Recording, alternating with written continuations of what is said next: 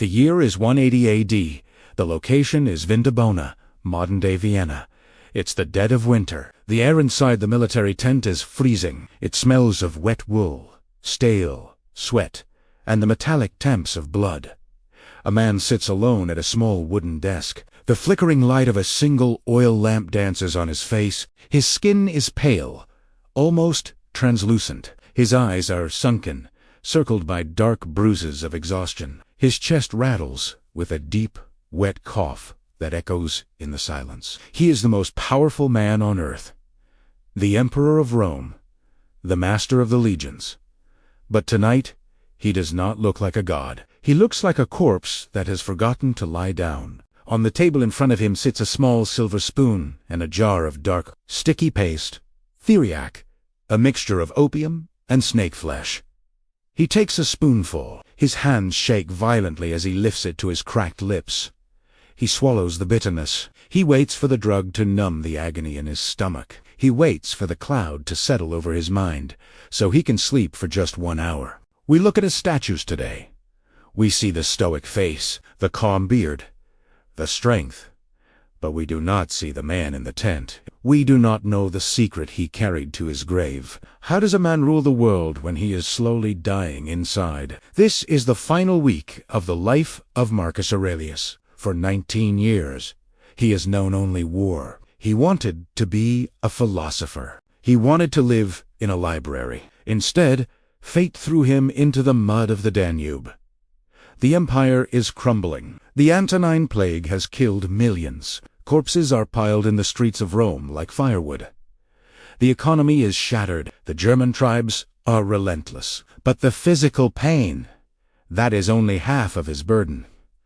The true torture is emotional. In the tent next door sleeps his son, Commodus. He is 18 years old, eisansom strong, athletic, and he is cruel.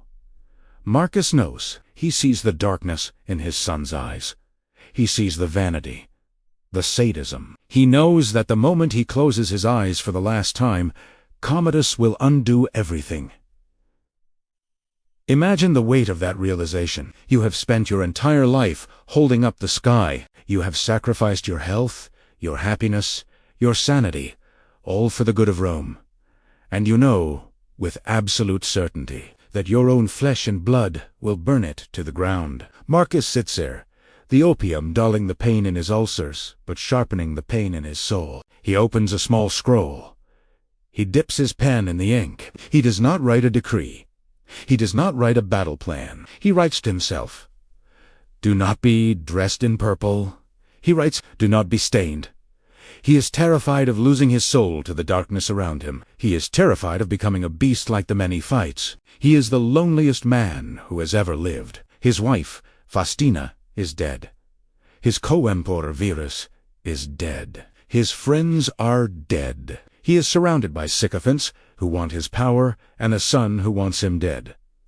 Yet he does not weep.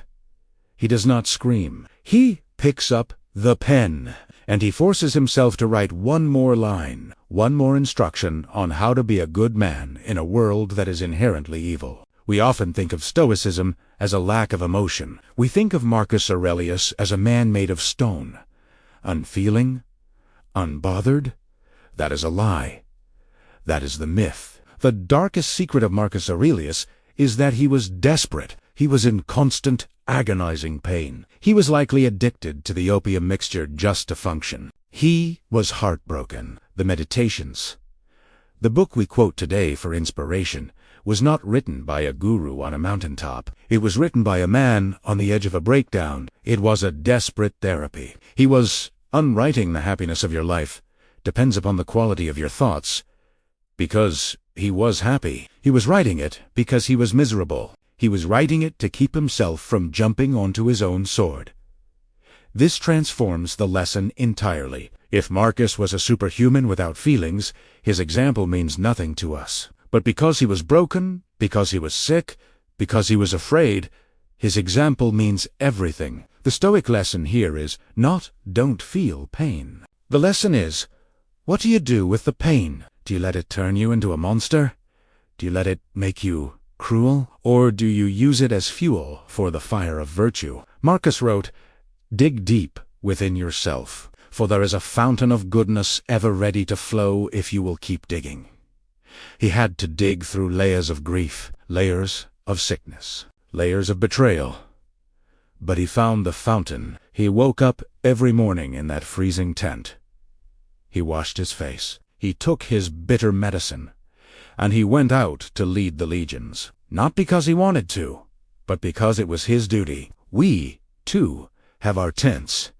We have our chronic pains. We have our Commodus. The things we built that turned out wrong. The relationships that failed.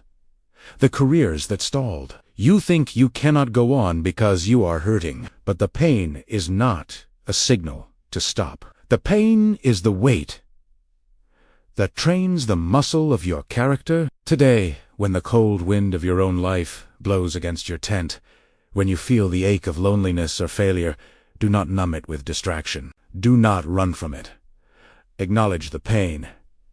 It is real, but realize that the man who wrote the greatest wisdom in history wrote it through tears. If he could stand up, so can you. The fire is not outside you. The fire is in the digging. If you seek ancient wisdom, stay close.